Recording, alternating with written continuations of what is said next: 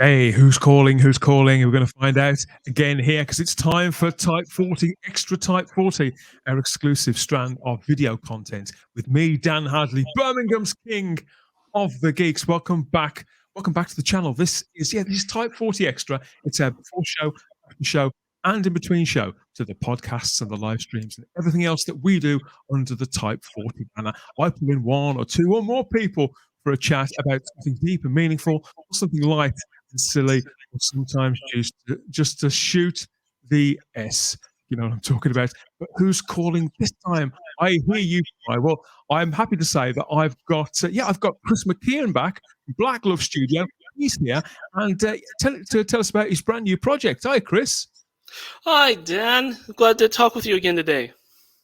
Yeah, well, you've been on the podcast, the live streams. You've been everywhere. This is the only one of the strands that you haven't done yet. Okay, thank you. Thank you for finding me there for the triple threat, I think. Triple whammy. Yes. So before we get going, I thought we'd sort of get cozy. This is our TARDIS of the week. So this is a police box, sort of. The dimensions aren't quite right. Have you spotted that? Yeah, a little. Well, it's the bottom is unpainted. The handles are on the same level, but the glass doesn't look like glass, but it looks wonderful.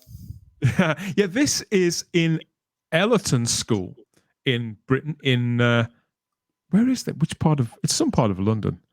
Broth, I think. Yeah, Broth in London. And this was a homemade TARDIS that was put in place inside a school. It was made by a local joiner, and the idea was that some of the kids and the staff could have fun with this and sort of keep sporting equipment and stuff inside it. So this is the kind of thing that I like. I latch onto this stuff, the make, do, and the mend, where people improvise to bring a little of the magic of Doctor Who into the workplace, the playground, or even just the average sort of high street. Really, I love this sort of stuff. Oh yeah, I believe you. I mean, it's very creative, and it looks in certain ways almost too good, just in the sense that it's very well, very symmetrical, and so I like this. It's beautiful. And a thing of purpose too. There we go. There's some very clever people out there who can turn their hands to creating absolute gold out of items of, well, I think there's a bit of everything there, isn't there? So yeah, I do hope that the kids and the staff enjoy that. There's an adventure playground and things in the background. But you are the kind of person to talk to when it comes to sort of improvising, aren't you? And pulling together all the resources that you can manage to create something pretty spectacular, aren't you? You've got form, is what I'm saying. You've got form. So you've been running Black Glove Studio now for quite a while, haven't you? How long's it been in existence, and what do you do? Well, we've been in existence now for, I'd say about 5.25 years, since March of 2018. And simply up to this point, what we've done is create full cast, full length audio adventures, usually in the world of Doctor Who. And specifically, they tend to be stories that are lost stories of a particular type to honor the memory of Doctor Who actors who have passed away. At least that's what it's been up to this point. Like harkening back to bygone eras and sort of taking care of unfinished business in many respects. I think a lot of your work is. I think, yes, exactly. Like the final game for Roger Delgado, celebrating his centennial. And that was the last story that he was never able to complete because of his death back in 1973. You have on the screen here also an image of the Misshapen Planet. That's a story honoring, it was at the time intended to be the centennial for Peter Butterworth, who played the monk in the William Hartnell era, but it turns out through biographical information that was released of him that he was born 1915, not 1919, but that was the intention. It's not a lost story of Misshapen Planet, but there was always that feeling that he should have had a third and final story with William Hartnell. So that's the intention. Unfinished business. That's what you specialize in. And these productions, they are definitely very, I think epic is the word I would use. Epic audio. Cinema for the ears, Chris. Cinema for the ears. But your latest project is a little different, isn't it? But it does commemorate one particular Doctor Who legend, doesn't it? So who are we talking about? We're talking once again about Roger Delgado, coming full circle, kind of a mirror to where Black Glove started. In that last month marked 50 years since his death. He died on the 18th of June, 1973. And I just thought it just hit my mind to do something to mark that milestone. And so I didn't want to do something large because it was very impromptu. But I thought, well, it might be nice to do some type of short adventure. Uh, think of the 7 minute episodes or something you saw sometimes the Matt Smith era, like Date Night or Bad Night or something, or Yeah. Recall They used to call them minisodes, didn't they? So they'd be little sort of footnotes or epilogues or prologues to things that were gonna actually happen in the main show, or sometimes complete asides that didn't seem connected to anything. Exactly. They even did that with the Paternoster gang, I think 2 days later or something. So showing that Strax was alive. So it's uh, this story is called the Immortal Destiny, and I actually did a poll in terms of when is this set for the Delgado Master. I did a poll online. I said, hey, what Okay. to my fans, said, when would you like this set? And they all said, the majority said before season 8, so or during season 7, really. So I thought, well, let's do something before Terror of the Autons, kind of bookending fully. Instead of the final game, which is at the end, let's do something almost at the beginning of the Pertwee era. Yeah, so you have a dedicated fan base for your audio work who chip in with as a sounding board and with ideas and as a way of helping you shape your various productions. Is that sort of how it works? Yes, it's a small enough audience, because my Black Ops Studio is one person really. It's me and people that help, and I very much appreciate the assistance of the fan base that I have, and especially for little stories like this, when you're trying to figure something a quick time and a turnaround. Because, like I said, it was something that I consider. I think back in I think I thought of this back in May of this year. So with an intended release of June or July, and thankfully it came about. That is a very quick turnaround for you, isn't it? Yes. All hands on deck. You bring in sound engineers and actors and all manner of people and composers, don't you usually? But this is really quite a modest production by your standards. Roger Delgado was born on the 1st of March 1918, and as you say, passed away on the 18th of June 1973, aged just 55 years. I think that when you see somebody who looked that famously hawkish with the widow's peak and the white in the beard there, you grow up and people like Roger and Pertwee for that matter, they seemed so much older, didn't they? Then when we were kids, but now, I mean, that's a young age, isn't it? 55. Yes, I don't know. You sometimes talk about people presenting younger as time passes. That may be true, or maybe you just simply don't realize what a certain age means until you So you get there. get there. I suppose. I don't know. I'm not 55. I'm not there yet, I must add, everybody. Not there yet. Nor am I. Quite far away from 55, but even so. Yeah. It's an interesting thing to see. And just maybe sometimes it's memory and just looking back and seeing who he was. And to a certain extent, he'll always be 55 because we'll always remember him this way.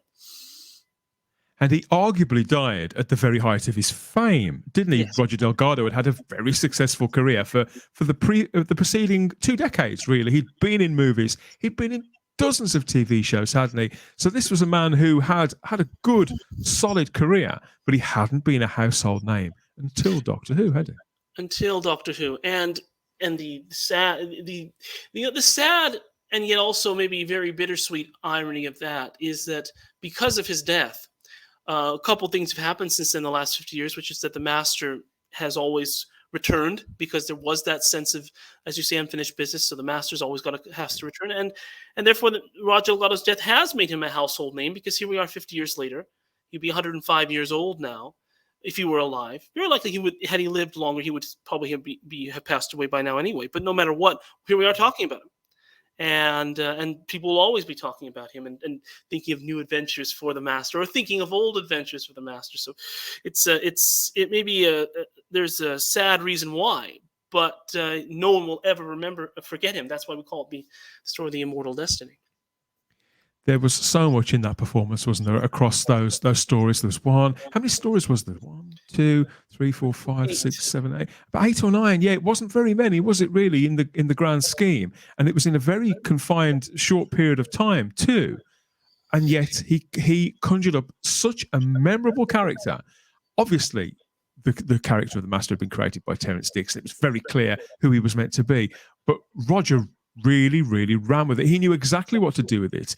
And he played this villainous character on far more levels than perhaps was necessary.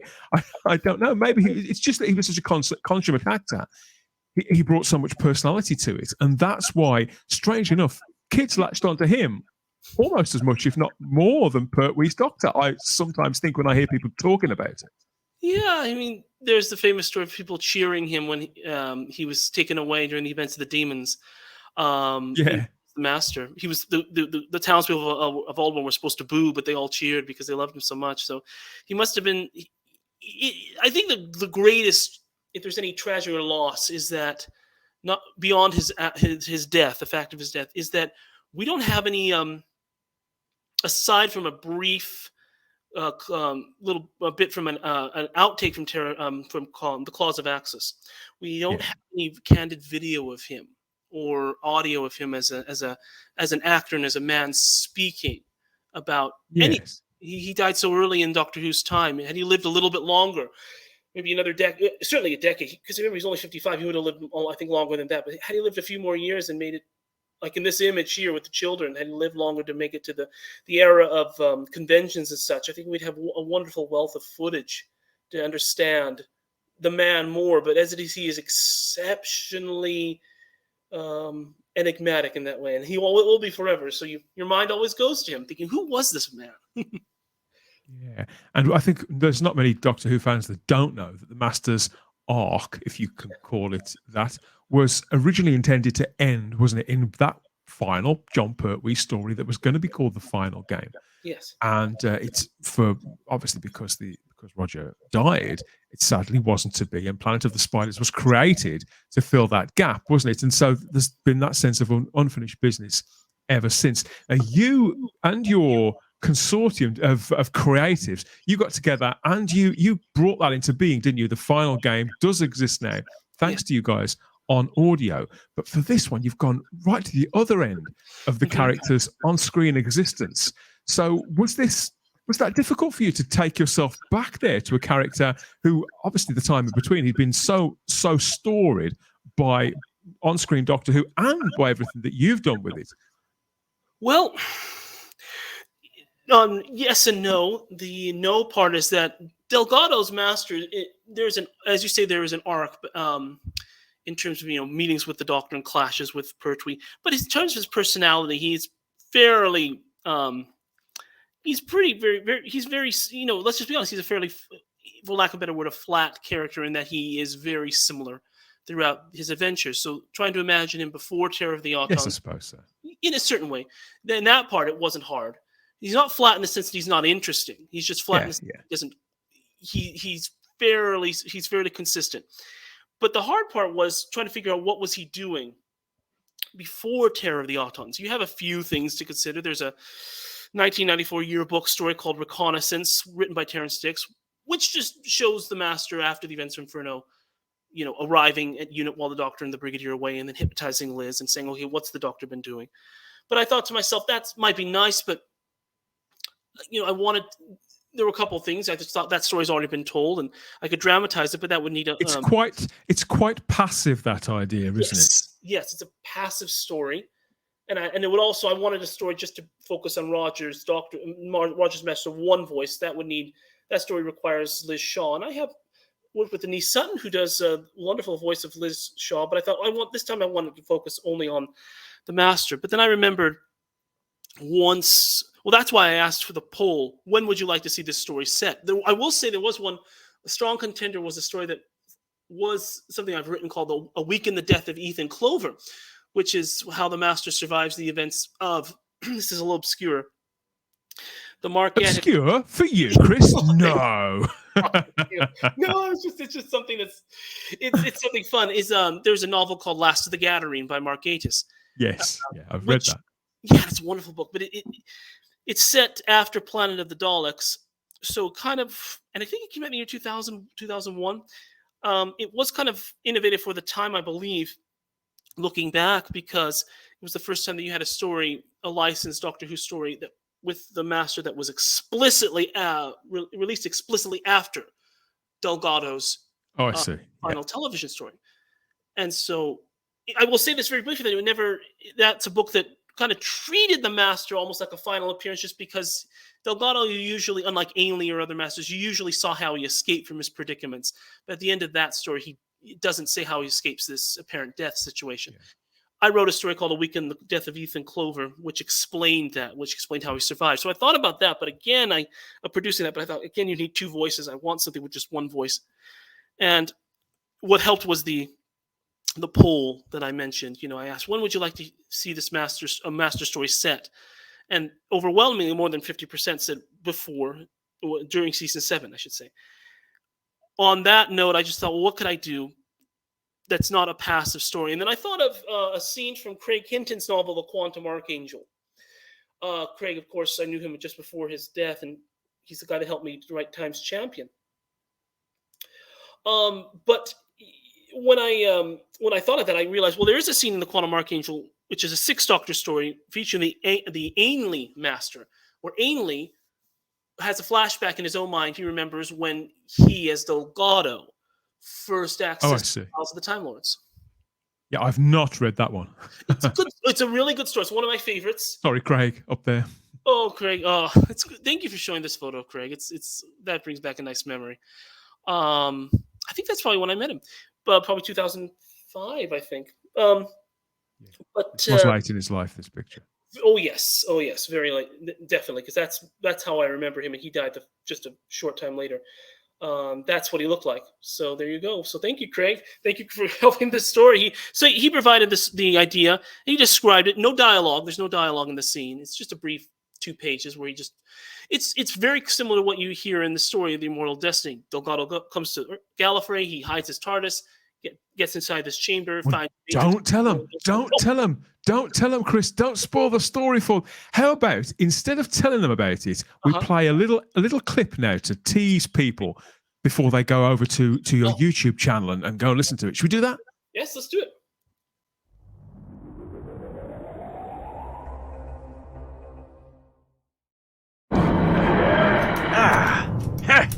Materialization successful. And now, for my arrival.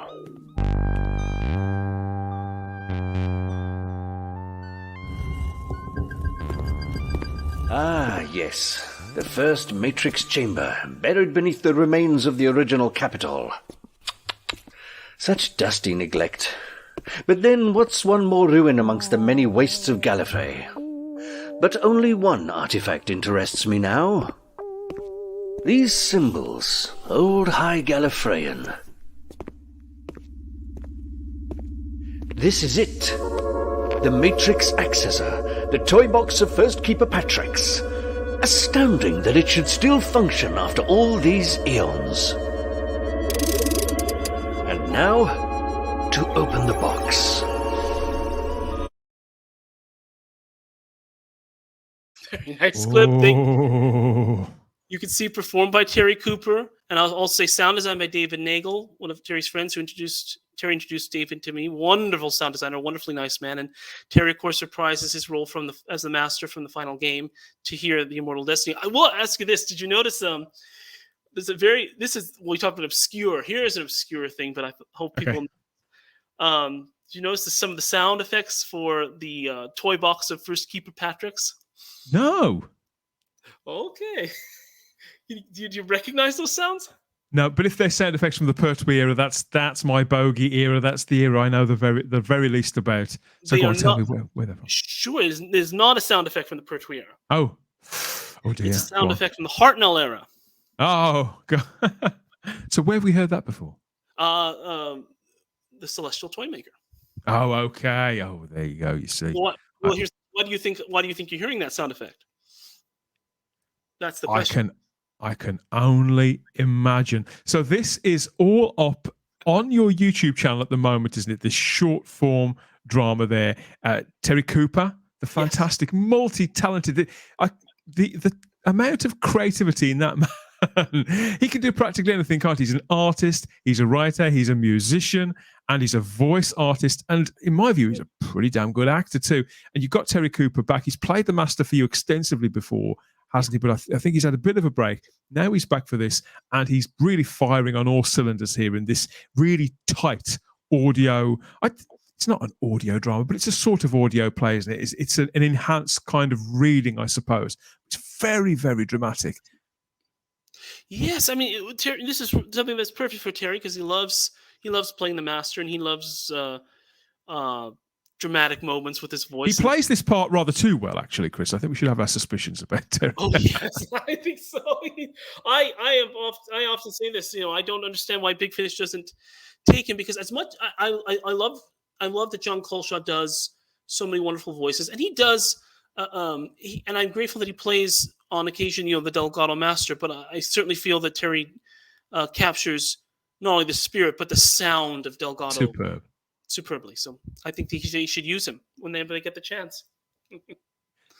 So here we are. This comes in about 8 minutes, doesn't it? So this is very, very short for you. Did you find that a challenge to write short rather than going long? Because, as I say, your other dramas are multi-parted, proper audio epics, cinema for the ears. So was this any different for you when you came to the story, to the premise?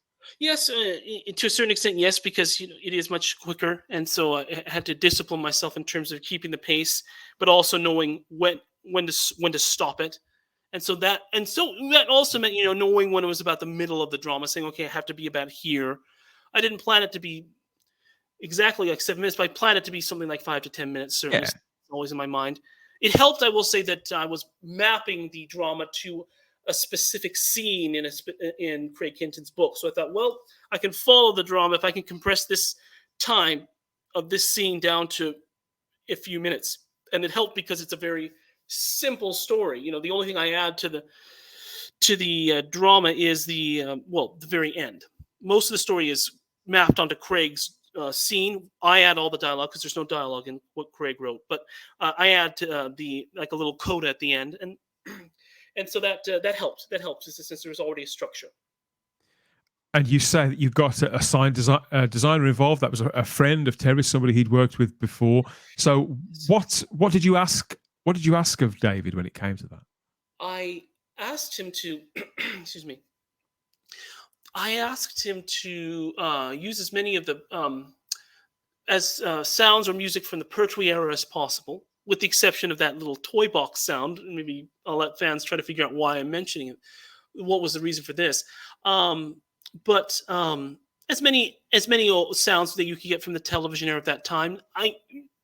Full disclosure, the intention is that the physical location for where the Delgado Master goes is the same location that you see the Peter Pratt Master for most of his scenes in The Deadly Assassin.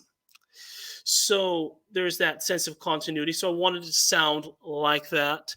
So maybe sounds from the Pertwee era, or by necessity the maybe early Tom Baker era. Because that word in the title, Destiny, that's key to this, isn't it? Without spoiling it too much.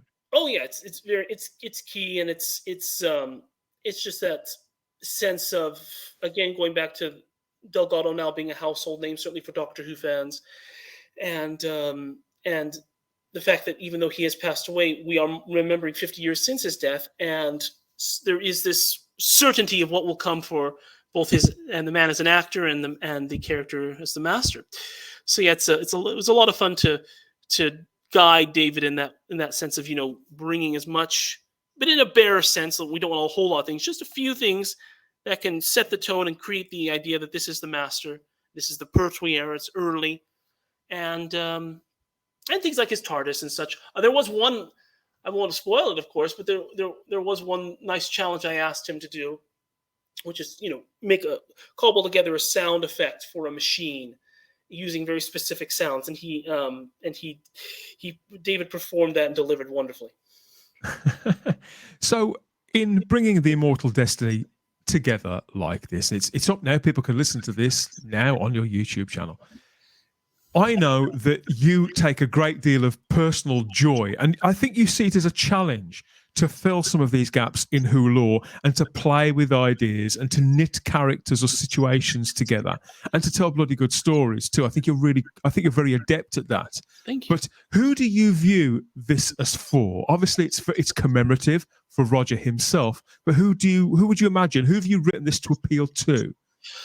I've written this to appeal to very broadly, of course, fans of the Master, but a little more specifically, maybe fans of a certain age, fans that were watching the Pertwee era, or count the Pertwee era, in retrospect. It's particularly dear to them. Yes, it's very, very dear to them. So fans of the Roger Delgado Master. So fans that are probably now in their 50s and 60s, and then for all ages, of course, but those that can appreciate that who Roger Delgado was fully, because they were watching him at the time, and so the fans of the Pertwee era very specifically, in general, the people that watch at the time, people that really love it love the Pertwee era, maybe as their favorite era, and those that can also appreciate the Master as a character and appreciate his roots and why we have the Master today. Because I don't think that we would I don't think that we would have the Master today if, sadly, had Roger Delgado not passed away. I was just wondering about that, because as we've discussed, his destiny was to meet his end in the final game, wasn't it? Yes. That was going to be it for the character, and that probably would have been that. And so if that was his ultimate destiny, he becomes, I think, in hindsight, when you look back at the Pertwee era, it's kind of strange that he wasn't part of season 7. So what was he doing whilst all that was going on? How long had he been on Earth before the Doctor comes across him in Terror of the Autons? And so I think that approaching it like that, kind of almost to close a loop, but not at the end, at the beginning, I think that's what you've done quite cleverly here. I'm trying not to spoil it for people, because I really want them to go and hear it. But yeah, so are you very happy with how this has turned out? I mean, you seem very proud of it. Is Terry happy with it? Oh, yes. I think that Terry is happy with it. I am certainly thrilled with it. It was a joy to listen and to hear, and to, as you say, close a gap that you wouldn't, the one that you're not quite expecting. There is that sense that it's strange when you think of Delgado. You associate him so closely with Pertwee. He's inseparable, that when you watch his stories, you realize, wait a minute, he's not in season 7, he's not in season 11. There are two very good and different reasons why this is the case. I won't lie, I always feel a little strange if I watch Pond the Spiders, because I think, well, he should be here.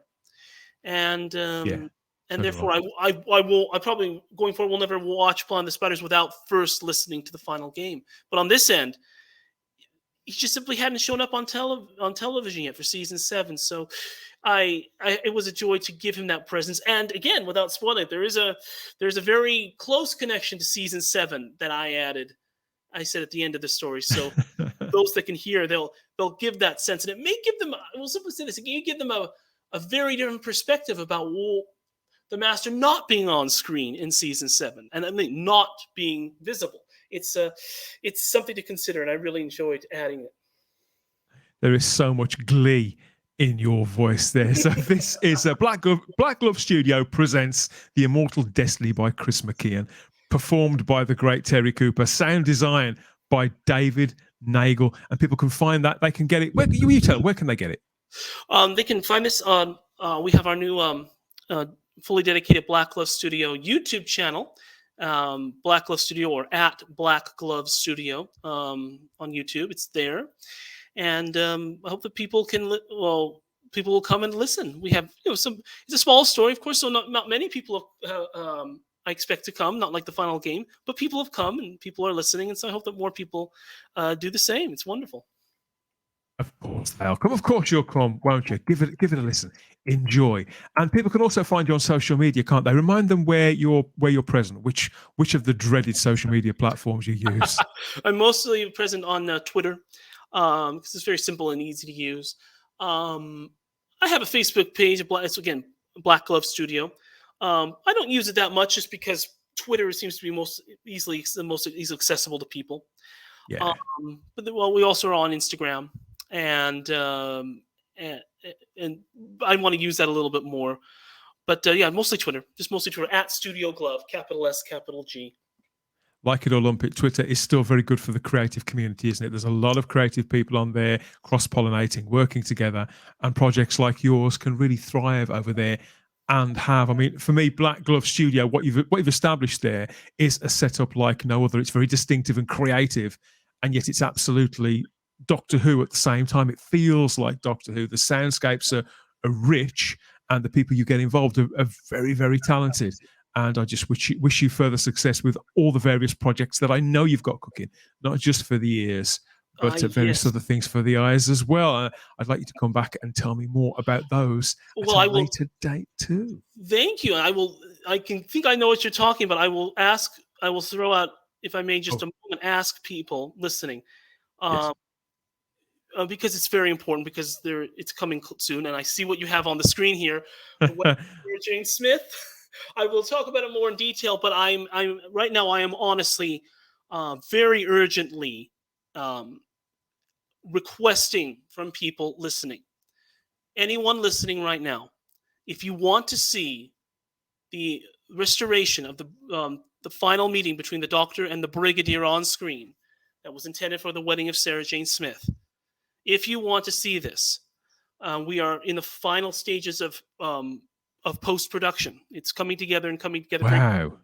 But I ask and very much plead with people listening, if you yourself or if you yourself have or know someone who has skills with deep fake, AI facial reconstruction, or the VFX, deep fake, if you have those skills, or if you know someone who has those skills, I urgently ask that you please contact us, because I would love it if we could have this story released for the 60th anniversary. And we are the time is growing short, but we are just about ready to be there. But we need that missing link. And I will also ask for voice artists who can perhaps do the voices of the Brigadier, as he was in 2009, Sarah Jane Smith, as she was in the Sarah Jane Adventures, David Tennant's Doctor, even Doris Lethbridge Stewart, if possible. I'm working already on the voices, but I will still cover that. But for the deep fake, you can tell I'm taking a moment to ask about this, because I've been asking for a while. People are very helpful, but I must ask again. Anyone listening to this, if you want to see this project completed, and if you want to see it for the 60th anniversary, but part of the celebrations, please, if you know or yourself how to do deepfakes, or if you know someone that knows how to do deepfakes, please contact Dan, if I may ask, or through this, or contact me at Twitter, at Studio Glove, Black Glove Studio, as soon as possible. I mean this, as soon as possible. Please contact us. Likes and retweets are wonderful, and I appreciate it. But I really, really, really am asking for someone to contact me now, if you know this, please. And we will go from there. But if you want this for the 60th anniversary, this is how it's going to happen. Want it? Of course they want it. Yeah, get in touch with Chris and Black Glove Studio on social media there. Or by all means, let me know. Drop us a comment here, or get in touch with me through social media, and I'll connect you with Chris if you've got the skill set, because Black Glove Studio needs you to make it happen. Yes, reminder, get that in your life. The Immortal Destiny, that's on YouTube to watch. There'll be a link in the description to this video as well. And get back to Chris here and let him know what you think of it all.